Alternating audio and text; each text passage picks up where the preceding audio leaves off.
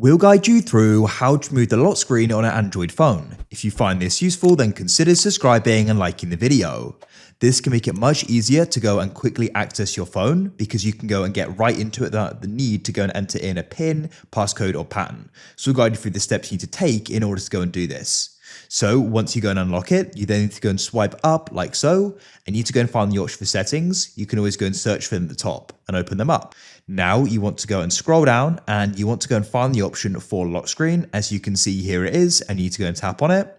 Now at the top, you need to go and press screen lock type, go and tap there, wait for it to load, and you need to go and enter in your current PIN, password, or pattern.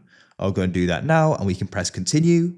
And then what you need to do is go down to the bottom and go and tap the option none, like so. Now it's been selected. If I go and lock my phone and then I go and unlock it, you can immediately start accessing your apps. You don't have the notification list or anything like that. So it's that simple. If you found this useful, then consider subscribing and liking the video. I look forward to helping you again.